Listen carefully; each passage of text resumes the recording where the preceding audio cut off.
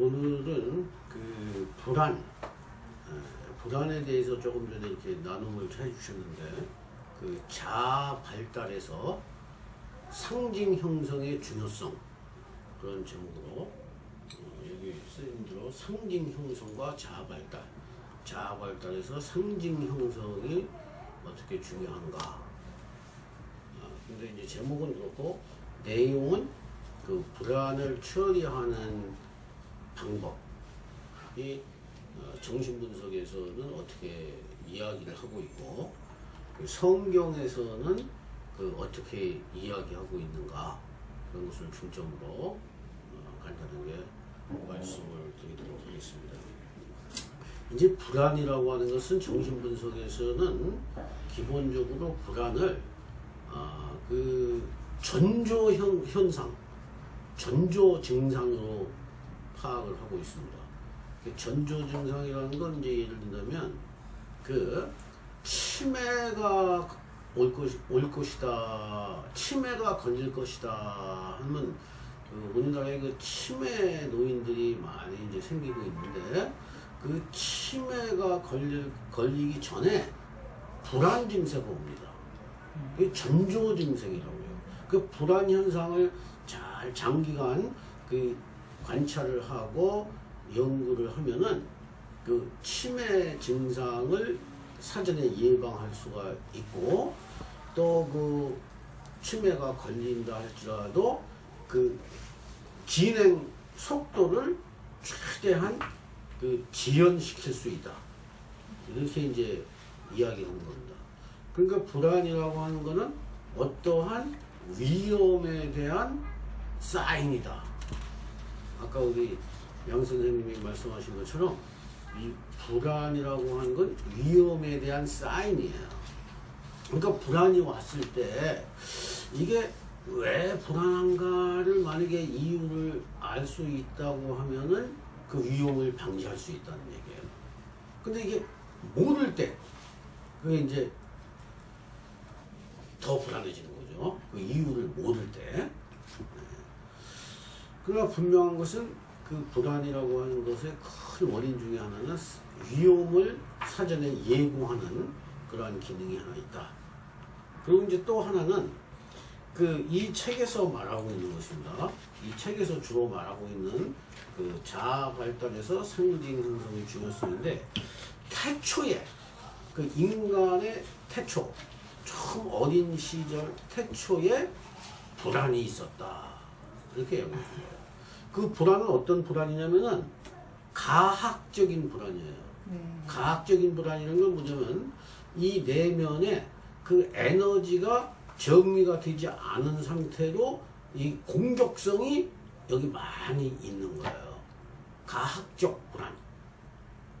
그러니까 이 마음이 이 안정되어 있지 않은데, 그 안정되어 있지 않다는 것을 그 에너지가 항상성, 그 좋은 에너지와 나쁜 에너지가 이렇게 균형을 이루면서 그 심리적인 항상성이라고 하는데, 심리적 항상성을 이루지 못하고 이게 막 움직이는 그 공격성, 가학성.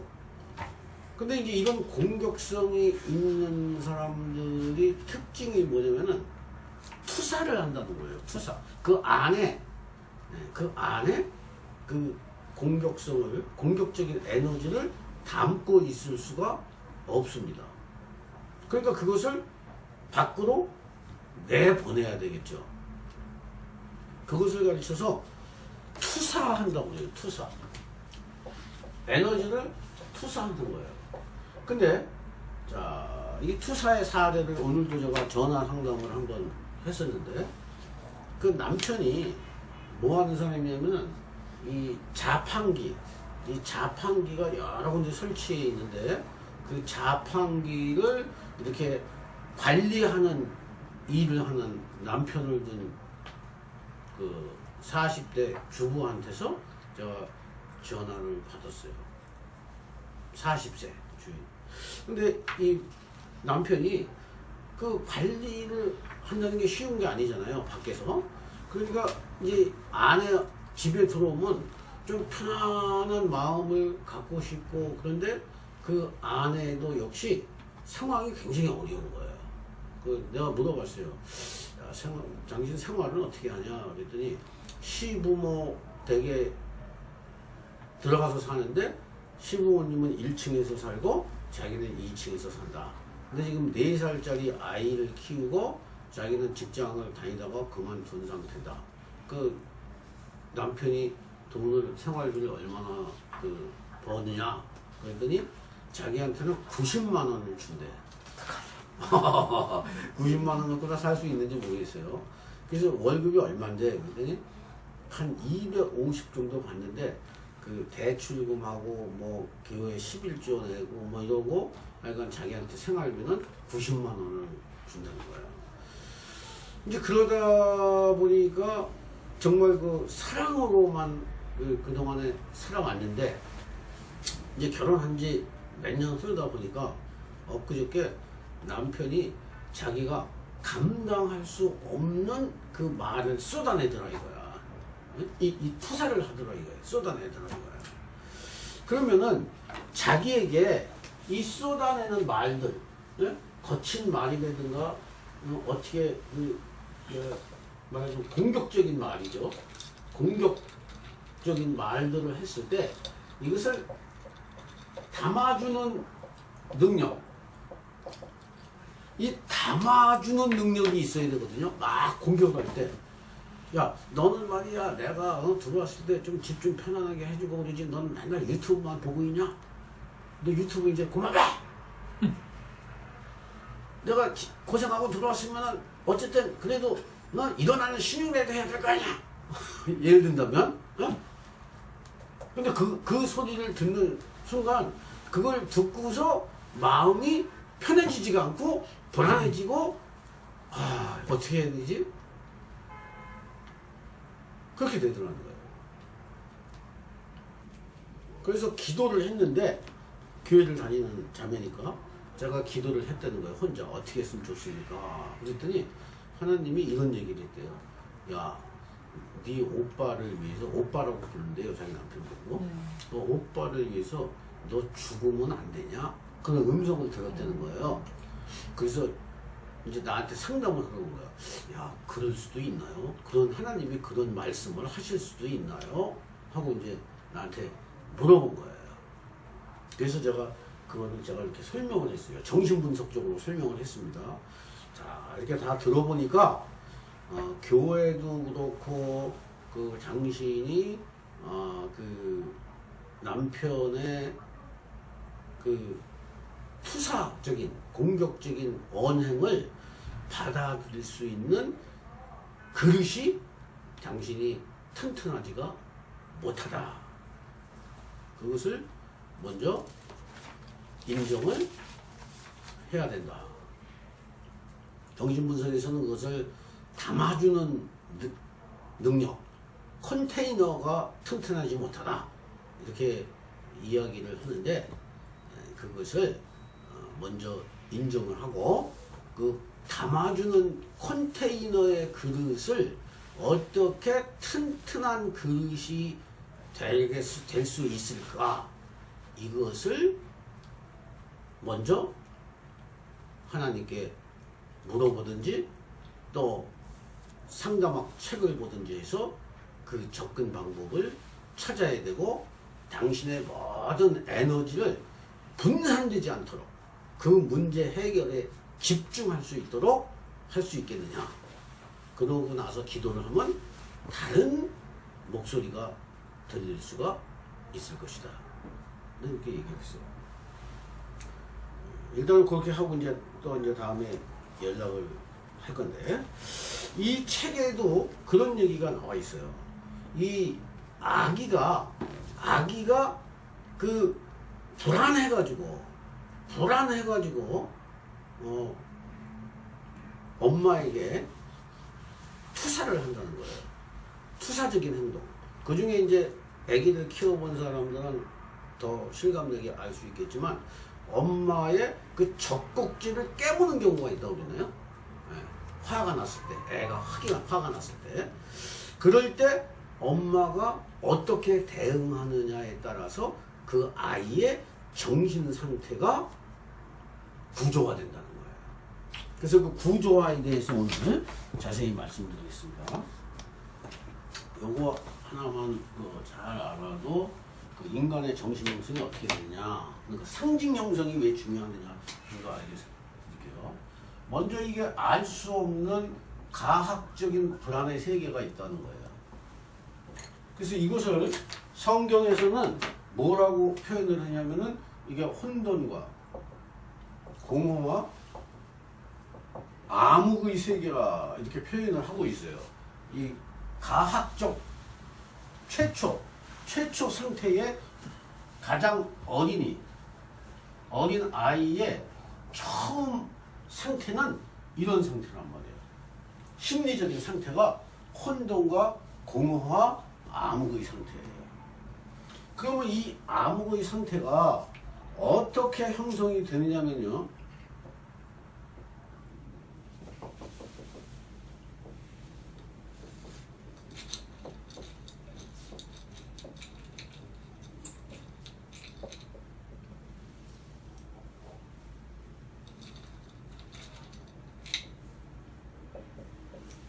구조적으로 보면 이렇게 되어 있습니다.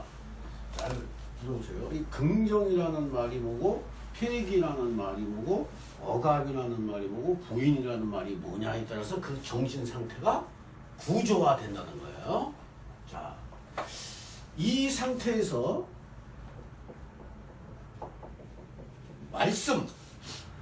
말씀이 강한 말씀이 들어와 가지고 이러한 정신 상태가 이렇게 억압을 해주면 흔히 말하는 정상 질서의 정신 상태를 갖게 돼 있어요. 이 말씀으로 억압을 하는 거예요. 이 말씀이라고 하는 것은 엄마 말도 되고 성경 말도 되고 여러 가지 종류의 말씀이 있을 거예요. 이 말씀을 가지고 이 세계가 억압을 해. 이걸 다시 표현하면 이렇게 됩니다. 쉽게 다시 표현할게요. 여기 아기가 있습니다. 아기는 혼돈과 공허와 암흑의 상태예요. 근데 이 상태가 이 밖에는 이미 질서가 있었어요. 어떤 질서가 있었다? 말씀의 질서가 있었습니다. 어떤 말씀인지는 제가 일단 나중에 얘기해요. 하나님의 말씀도 되고 인간의 말씀도 되고, 여기는 이미 아기가 태어나기 전에 이 밖에 이 말씀의 질서가 있었다고요. 이 질서가 아이에게 침투가 돼요. 아이 정신세계에 침투가 돼서 이것을 이 아이가 받아들이면, 이 A는 이 받아들이는 것을 긍정이라고 해요. 받아들이는 거. 받아들이면 이 혼돈과 공허와 암흑의 질서가 이 말씀의 질서화로 편입이 되면서 이것은 아래로, 수면 아래로 가라앉는 거예요. 없어지진 않습니다. 이 혼돈과 공허와 암흑이 완전히 없어졌다라고 말하는 사람은 저는 거의 거짓으로 봅니다. 이것은 신적인 수준, 그러니까 뭐 하나님이라든가 예수라든가 석가모니라든가 이런 신적 수준에 있는 사람들이라 할지라도 인간인 한 이 혼돈과 공허와 암흑이 완전히 없어지는 것이 아니고 수면 아래로 가라앉는다는 얘기예요. 이 땅에 사는, 육을 갖는 동안은. 중요한 건 이 말씀의 질서인데, 이 말씀의 질서를 다른 말로 상징, 아까 뭐라고 했죠? 상징 형성, 중저성, 이렇게 말하고 있어요. 자, 이 말이 무슨 말이냐? 이 혼돈과 공허가 암흑이 이 상징으로 변환된다는 얘기예요. 상징으로 변환이 돼. 그러니까 이 상징을 다른 말로는 언어라고 그러거든요. 말이라고 그래요. 그래서 중요한 거는 성경에 태초에 말씀이 있었다. 이렇게 얘기하는 거예요. 이 태초에 말씀이 있었다는 얘기는 잘 들어보세요. 이 애기는 혼돈과 공허가 암흑이지만 이 애의 바깥에 있는 질서는 태초부터 있었다는 얘기예요. 이 말씀의 세계가, 이 말씀의 세계가 요한복음에 나오는 이 태초의 말씀, 이게 이제 비밀이라고 그러면 비밀인데, 이것을 현대어로 말하면 상징이라는 거예요. 상징 세계가 있었다. 이 태초의 말씀이 있었다. 상징 세계가 있었다. 이것이 이 안에, 이 아기의 내면 안으로 침투를 해서 그 아기의 내면을 장악을 하게 되면 혼돈과 공허와 암흑이 없어진다는 얘기예요. 그러나 완전히 없어지는 게 아니라 억압이 된 상태라는 얘기죠. 억압이라는 건 밑에 가라앉아 있다는 얘기예요. 그럼 이게 말씀이 또 없어지잖아요. 살면서. 그러면 다시 이게 또 나타나. 혼돈과 공허와 암흑이 또 나타나게 돼 있어요. 이게 100% 처리된 것은 육신을 가진 사람으로서는 불가능. 그것이 이 정신분석에서 말하는 거고 성경에서 말하는 겁니다. 이것을 억압한 상태로만 있지. 근데 중요한 건 아까 얘기했어요. 이 억압된 혼돈, 공허, 암흑은 억압된 거는 어떤 성질이 있느냐? 항상 다시 위로 올라와 회귀가 돼. 회귀가 된다고. 다시 자기의 존재를 나타내려고 하는 속성이 있어요. 안 없어집니다. 그러니까 항상 이렇게 억압을 해야 돼, 말씀으로. 응? 말씀으로. 근데 아까 얘기한 것처럼 그 남편이 왜 그 자기 스스로를 통제를 못하고 집에 들어와서 자기 사랑하는 부인에게, 애를 키우고 있는 부인에게 막 술을 이기면서 너 유튜브 시청 좀 그래. 남편이 왔는데 너 그거 보고 있냐? 그게 그렇게 재밌어? 너 유튜브하고 결혼했어? 왜 나하고 결혼했냐? 유튜브하고 결혼했냐? 너 유튜브를 선택했어? 해! 이렇게 얘기한다는 거예요. 그럼 그렇게 얘기하는 이유는 이 억압되었던 혼돈과 공허와 암흑의 세력이 떠오르는 거죠. 이게 억압되었던 것이. 그러니까 이 말씀의 힘이 약해지면 그렇게 된다는 거예요. 이 말씀은 다른 말로 통제력이라고 말할 수가 있어요. 이 말씀을 그냥 보통 우리 인간이 쓰는 말로 하면 통제력이라고 말할 수 있습니다. 자아 통제. 이 자아 통제가 안 되면, 자기 조절이 안 되면 이 항상 혼돈, 공허, 암흑의 세력은 전면으로 나타난다는 거예요. 이 사회적으로 얘기해도 우리가 되죠. 이게 지금 우리나라가 안정되고 있는 것 같지만 우리의 경찰력이라든가 법원이라든가 이 법의 질서, 치안력에 의해서 딱 억압을 하고 있어. 그렇지? 만약에 경찰력이 무너지고 이 법의 질서가 무너지는 순간 우리 사회의 밑바닥에 있었던 그 무질서한 폭력이라든가 강간이라든가 방화라든가 이런 사건이 발생을 할 수밖에 없는 거예요. 그것은 없어지지가 않습니다. 억압이 돼 있을 뿐이에요. 그것을 긍정이라고 하는 것은 이 말씀의 질서를 받아들이는 것을 긍정이라고 그러고, 그 억압되는 것을 제가 설명했습니다. 자, 폐기는 뭐냐? 폐기라는 거는 이 말씀의 질서가 이 아기에게 침투가 되지 않고 어디론가 사라져 버렸어.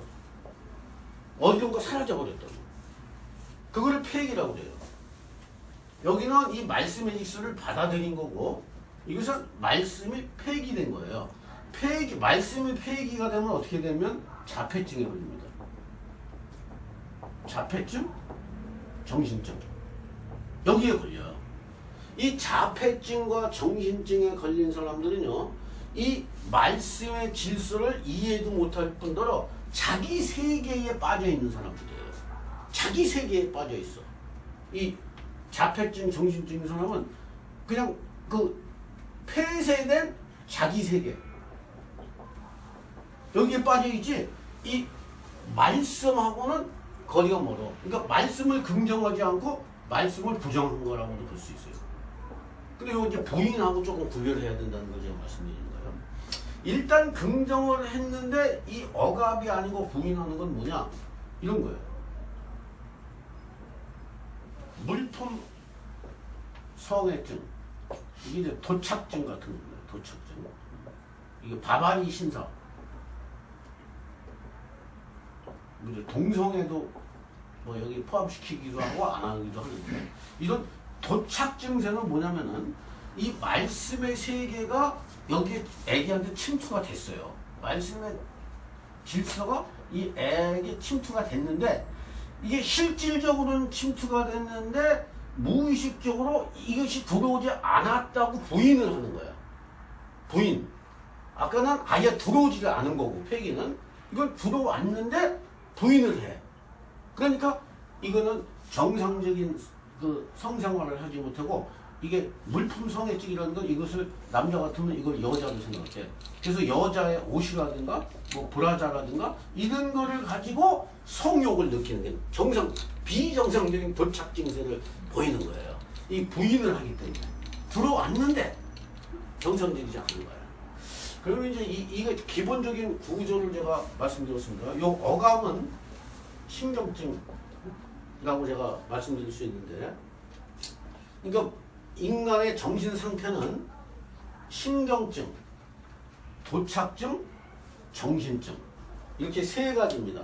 정상적인 사람은 하나도 없다, 이렇게 보시면 돼요. 없어요.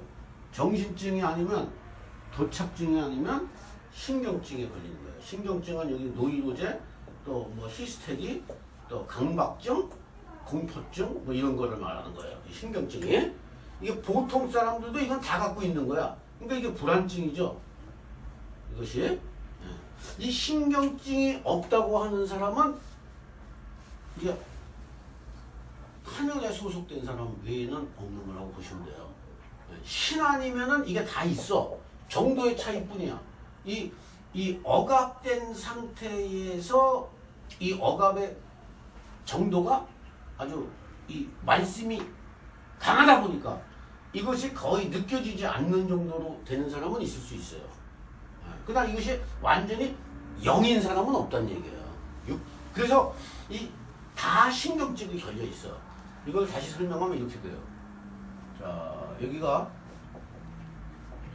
환자라고 하고 여기가 정상인이다, 이렇게 얘기하면 이 정상인에 도달한 사람은 우리가 예수라고 해요. 완전 건강. 예를 드는 거예요. 예수. 우리는 보통 이 정도에서 정상이라고 보통 얘기를 해요. 일반인들이. 이건 사회생활을 할 수 있는 사람을 얘기하는 거야. 여기서부터 사회생활을 정상적으로 하는 사람을 정상이라고 하는데, 이 퍼펙트한 개념에서 봤을 때는 이 완전 건강은 예수밖에 없고, 여기는 다 뭐가 걸렸냐? 신경증이 걸린 사람이다. 이거야. 신경증. 그리고 요거보다 깊은 사람은 이제 정신증이라는 거죠. 그리고 요 중간에 경계선이 있어요. 경계선. 경계선 쪽 병은 뭐냐면 정신증과 신경증을 왔다 갔다 하는 사람이야. 왔다 갔다. 그래서 이 경계선은 막 분노하고 화를 냈다가 조금 있다가 조용해지는 사람들이 있어요. 여기서 막 분노를 하고 뭐 미친놈처럼 발광을 하다가, 쉽게 얘기하면 좀 시간이 가면 이게 이 혼돈 공허 암울의 세력이 밑으로 가라앉는 거예요. 물로 따지면 여기 막 같은 물이 있다가 이게 가라앉아. 그럼 좀 조용해지지. 그럼 경계선에서 이쪽으로 넘어오는 거야. 미친 짓을 하다가 이렇게 넘어가고, 그런 사람은 왔다 갔다 하는 사람을 경계선 환자라고 그래요. 정신분석에서는 이렇게 이제 얘기를 하는데, 성경에서는 어떻게 얘기를 하냐라고 하는 거예요. 에레미야 4장 4절 한번 펴보겠습니다. 에레미야서 4장 4절. 에레미야서 4장 4절에서는 이렇게 얘기하고 있습니다. 유다인과 예루살렘 거민들아, 너희는 스스로 할례를 행하여 너희 마음 가죽을 베고 나 여호와께 속하라. 이렇게 말하고 있어요. 이 마음 가죽을 벤다는 것이 이 성경의 어떻게 보면 핵심 메시지예요. 마음 가죽을 벤다. 이 마음 가죽을 벤다는 말을 성경적으로는 할례라고 하고 이 십자가라고 하고 그리스도의 할례 또는 마음의 할례라고 그래요. 자, 이게 정신분석에서는 거세라고 그럽니다. 거세. 거세 알죠? 껍질을 잘라내는 거예요. 남근의 이 남근의 껍질을 잘라내는 게 거세죠. 거세시킨다고 그래. 근데 그것을 그 할례라고 하는 용어로 성경에서는 나와 있습니다. 근데 이 할례를 이 육신에다가 할례를 하는 것이 중요한 게 아니고 그 의미를 알아야 되는데 마음의 할례를 하라고 해서 이 마음 여기 보면은 마음의 가죽을 잘라버리라고 되는 거예요. 그게 이제 구약에서는 그리스도의 할례 십자가라고 하는데 그 마음의 가죽을 자른다는 게 뭐냐? 자 보세요. 이 마음의 가죽을 자른다는 게 뭐냐면 이거예요. 이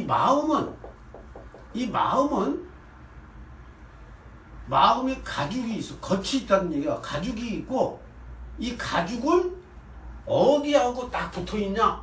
이 가죽이 붙어 있는 세계가 있어요. 이 가죽이 붙어 있는 세계. 이것이 성경에서 말하고 하는 핵심이에요.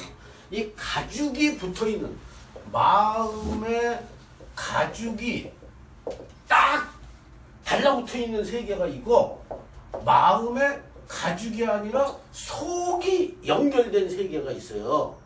그래서 그것을 쫙 베어버리라는 얘기야. 이 마음의 가죽을 가르쳐서 바벨론이라고 합니다. 성경에. 마음의 가죽이 붙어있는 세계를 성경에서 바벨론 세계라고 그래요.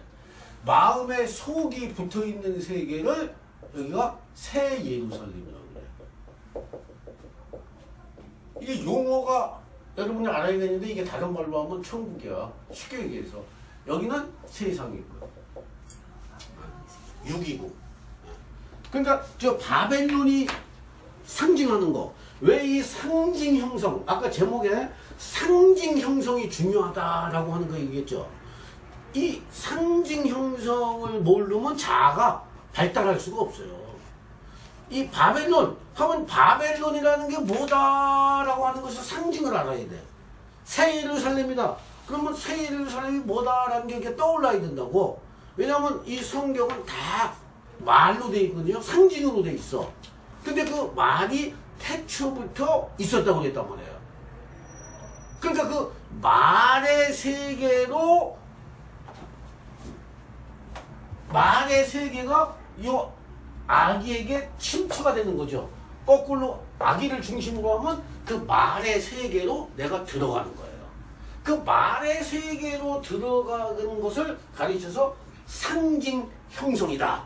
이렇게 말하는 거야. 그러니까 상징 형성이 되지 않으면 정신적으로 건강할 수 없다. 이렇게 말하는 겁니다. 그럼 상징 형성은 어떻게 하는 것이 바람직한 것이냐 라고 하는 거에 대해서는 다음 시간에 듣도록 하겠습니다.